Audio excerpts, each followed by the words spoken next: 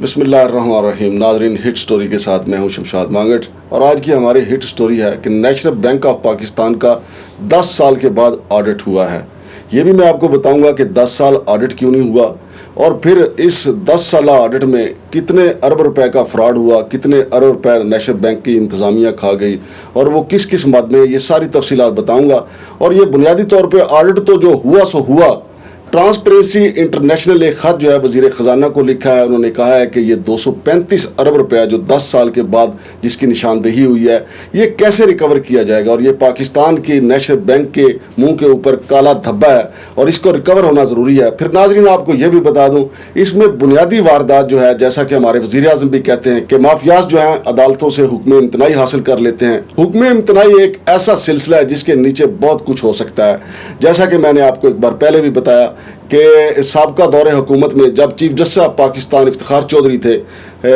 वज़ीर आला पंजाब, जो वो अपने नाम के साथ खादिम आला लिखते थे, वो हुक्म इम्तनाई पे 5 साल अपने पूरे कर गए थे। और अभी आपको एक और बात बताऊं कि जो मौजूदा सदर हैं नेशनल बैंक ऑफ पाकिस्तान के आरिफ उस्मानी, उनको अदालत के सिंगल बेंच ने, इस्लामाबाद हाई कोर्ट के सिंगल बेंच ने नाअहल करार दे दिया था। लेकिन फिर 2 रुकनी बेंच ने उनके खिलाफ अक्टूबर में ये केस सुना और उसके बाद से ये फैसला महफूज है। अब इस पे चहमगोइयाँ होने लगी हैं कि आखिर ये फैसला क्यों महफूज है, कब ये गैर महफूज होगा, कब ये फैसला आएगा, कब अवाम को पता चलेगा। 12 फरवरी को उनकी मुद्दत मुलाजमत ख़त्म हो रही है और 12 फरवरी को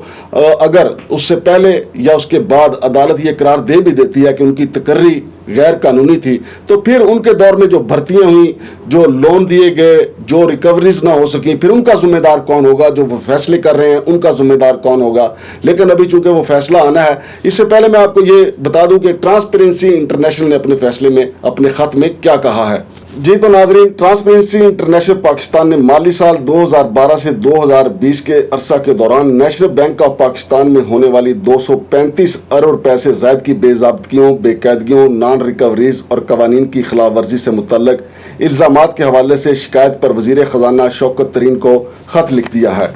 खत में नेशनल बैंक के खिलाफ मौसूला शिकायत का तज़किरा भी शामिल है, जिसके तहत बैंक ने 2012 के बाद से ऑडिटर जनरल पाकिस्तान की जानिब से सालाना ऑडिट की इजाज़त नहीं दी। 17 फरवरी 2021 को पब्लिक अकाउंट्स कमेटी ने हिदायत की थी कि auditor general Pakistan national bank का ऑडिट करे। ताहम इन्हें 2012 के बाद से बैंक के मालियाती रिकॉर्ड तक रसाई तक नहीं दी गई। इसके बावजूद ऑडिटर जनरल पाकिस्तान कई दहाइयों से बैंक का ऑडिट करता आ रहा है। लेकिन 2012 में नेशनल बैंक की इंतजामिया सिंध हाई कोर्ट चली गई और हाई कोर्ट ने ऑडिटर जनरल पाकिस्तान को इसके अकाउंट्स का ऑडिट करने से रोक दिया। सुप्रीम कोर्ट ने 8 सितंबर 2015 को ऑडिटर जनरल पाकिस्तान को 13 सरकारी अदारों के अकाउंट्स का ऑडिट करने का हुक्म दिया, जिसमें DHA, वाह noble company, national bank of Pakistan, Pak China investment, SECP, OPF welfare trust और OPF वेलफेयर फंड शामिल हैं। ऑडिटर जनरल पाकिस्तान के मुताबिक 2012 से 2020 तक नेशनल बैंक का ऑडिट किया गया, जिसमें 235.823 अरब रुपए की बेज़ाब्तगियों, बेकायदगियों, नॉन रिकवरीज और कवानीन की खिलाफ वर्जियों का इंकशाफ हुआ है। ऑडिटर जनरल पाकिस्तान की जानिब से ऑडिट शुदा 117 केसेस में से तकरीबन 37 केसेस 2018 से 2020 तक के हैं, जिससे 15 अरब रुपए का माली नुकसान किया गया। ये सदर नेशनल बैंक आरिफ उस्मानी और गवर्नर स्टेट बैंक डॉक्टर रजा बाकर के दौर में हुआ। सैकड़ों नए मुलाजमीन की कवायद ज़वाबित से हटकर भर्ती की गई। इनमें से 300 के करीब वाइस प्रेसिडेंट या इससे ऊपर के ओहदे के ऑफिसर्स भर्ती किए गए। हत्ता के सीनियर वाइस प्रेसिडेंट, सदर, चेयरमैन NBP को मेरिट और कवायद ज़वाबित से हटकर इनकी खिदमात हासिल की गई। जुबैर सोमरो शौकत खान मेमोरियल ट्रस्ट के बोर्ड ऑफ गवर्नर के रुकन हैं, जिसके चेयरमैन वज़ीर आज़म पाकिस्तान इमरान खान हैं, जो काबीना की इजलास की सदारत करते हैं, जिसमें 2019 में गैर कानूनी तकर्रियों की मंजूरी दी गई। Chairman national bank Zubair Soomro से इनकी गैर कानूनी तकर्री की बुनियाद पर ऑडिटर जनरल पाकिस्तान 11.591 मिलियन रुपए की रिकवरी करने की सिफारिश कर चुका है और ये कि बतौर चेयरमैन बोर्ड ऑफ डायरेक्टर वो स्टेट बैंक ऑफ पाकिस्तान के कवायद ज़वाबित 2015 के तहत कमेटियों के रुकन नहीं हो सकते।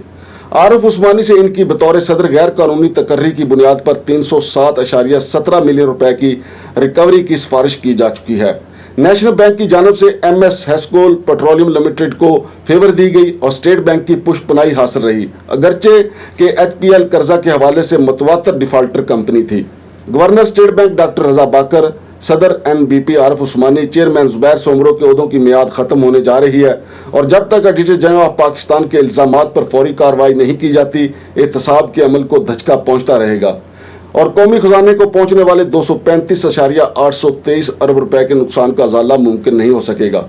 Members board of director national bank اور members board of director state bank اپنے فرائض کی انجام دہی میں غفلت کے برابر کے ذمہ دار ہیں، جس سے قومی خزانے کو بھاری نقصان ہوا اور ان کا بھی احتساب ہونا چاہیے۔ ٹرانسپیرنسی انٹرنیشنل پاکستان نے خط میں لکھا ہے کہ نیشنل بینک کے اکاؤنٹس کی آڈٹ رپورٹ درست ہے اور ان پر لگنے والے الزامات بھی درست ہیں اور چیئرمین صدر کے ساتھ ساتھ نیشنل بینک کا بورڈ آف گورنر ان بے قاعدگیوں کا ذمہ دار ہے۔ اسٹیٹ بینک نے بینکوں کے اس طرح کے اقدامات پر جرمانے عائد کیے اور اسٹیٹ بینک نے 30 ستمبر 2021 کو ختم ہونے والی سرمائی کے دوران قانونی یا ریگولیٹری ضابطے پورے نہ کرنے پر 4 بینکوں پر 465 ملین روپے کا جرمانہ عائد کیا۔ اس عرصے کے دوران نیشنل بینک کو ریگولیٹری ہدایات کی خلاف ورزی پر 280.509 ملین روپے کا بھاری جرمانہ عائد کیا گیا۔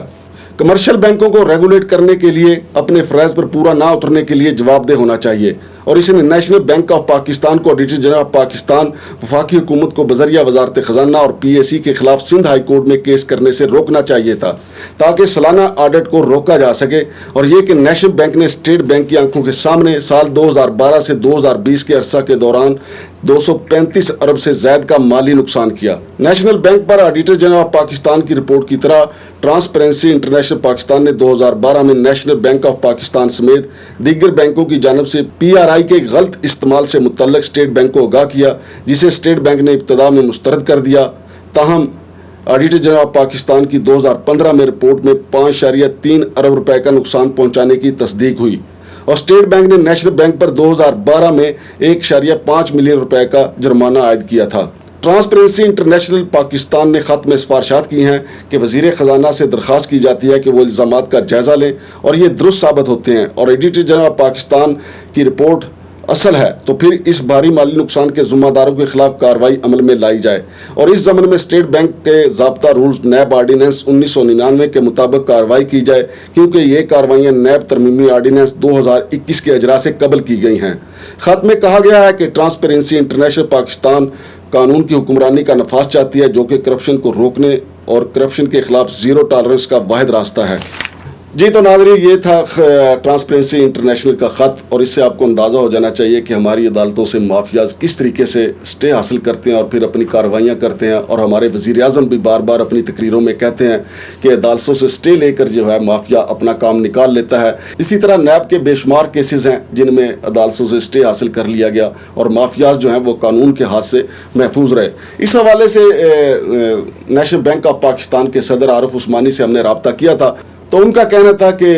جو آڈیٹر جنرل آف پاکستان کی رپورٹ آئی ہے وہ ادھوری ہے، ابھی مکمل نہیں ہے، یہ سفارشات ہیں، ان کو ابھی حتمی شکل نہیں دی گئی۔ اگرچہ یہ تو آڈیٹر جنرل آف پاکستان کو کہنا چاہیے کہ مکمل ہیں یا نہیں، البتہ جو عارف عثمانی صاحب نے کہا ہم نے آپ کو وہ بھی سنا دیا، لیکن عارف عثمانی صاحب کا معاملہ ابھی چونکہ ہائی کورٹ اسلام آباد میں پینڈنگ ہے، اب دیکھتے ہیں کہ عدالت اس پہ کیا فیصلہ سناتی ہے۔